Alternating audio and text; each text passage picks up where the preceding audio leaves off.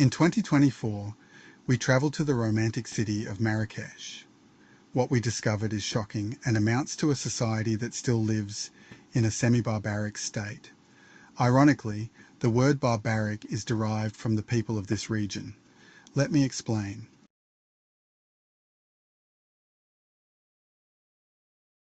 The area was traditionally called Mauritania.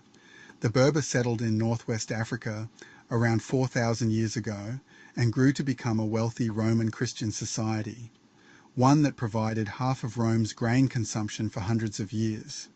It is now called Morocco, a bitterly poor developing nation south of Spain.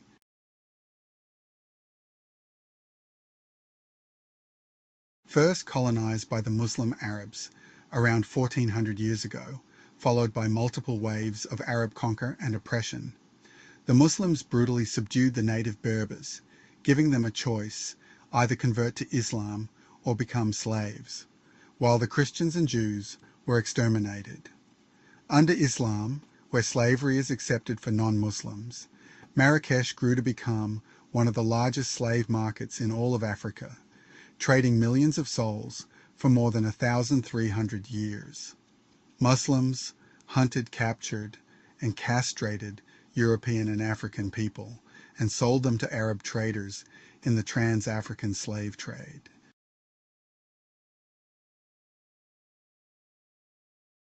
After the British voted to end slavery in the early 19th century, the British Navy stopped 1,600 slave ships and their armies went into Africa to close the lucrative Arab slave markets, which was a severe economic blow to the Ottoman Empire.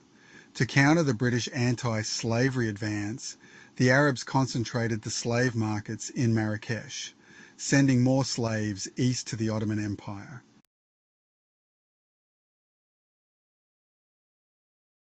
"90 years later, in 1923, the French administration had had enough and finally closed the Marrakesh slave markets. Now the grandsons of the slave traders sell Chinese fake European designer goods, cheap Moroccan handicrafts, snake oil medicines, the skins of endangered animals, and their organs to unsuspecting tourists out for an authentic exotic experience.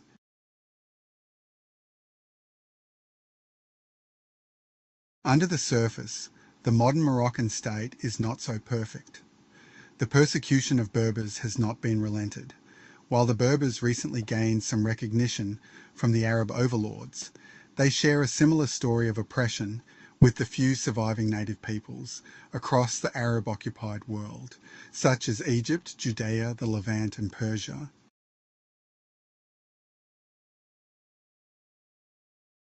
Berber women, amongst the most oppressed, receive only a basic education and are not allowed to work or drive.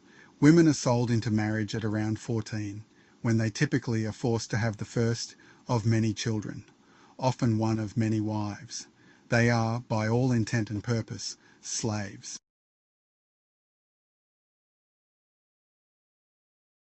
Femicide is common in poorer areas, as failing to have a son to support them in old age means many old women live on the street begging. Statistics show that Morocco has significantly more men than women, despite the daily flood of supposedly refugee men crossing the Mediterranean.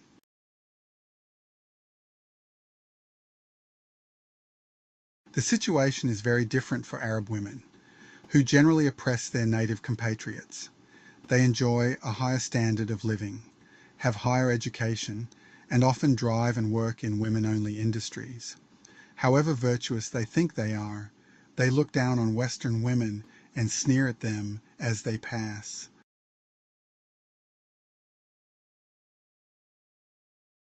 Walking around the once blood-stained streets, it's hard not to see places where men were brutally castrated, watching tourists browse the cheap handicrafts, unaware of the horrendous past of Marrakesh, or stay in exotic riads built from the profits of slavery, where, in private, women bound for the sex trade were stripped naked, exhibited like a carcass in a butcher's shop, and sold to new owners.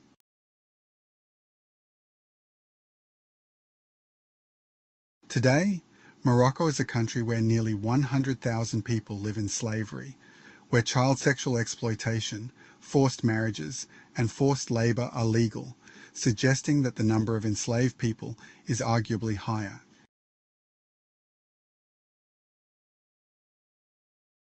During our trip to Morocco, through private conversations with locals, I discovered that the native population was subdued by force, and still is today. Individuals willingly take part in oppressing each other with outdated social rules, supporting their religious dictatorship.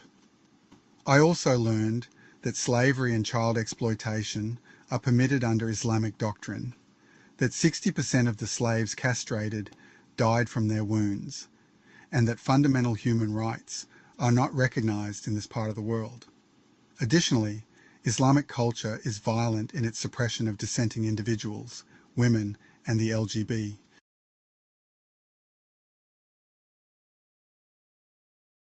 When I researched slavery, I discovered that the people of the Fertile Crescent in the Middle East were the first to record slavery and continue the practice today through religious and social acceptance. It may be said that it's the brown people who enslaved the blacks and the whites.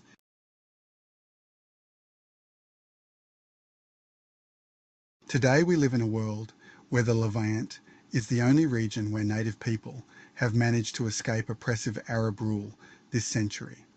These people are fundamental to Western ideology and fight fiercely for their right to freedom, democracy, and the rule of law.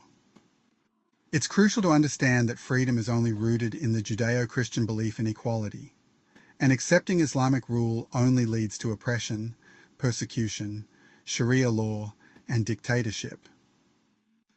Let's not forget these facts as we continue to support those fighting for their fundamental human rights.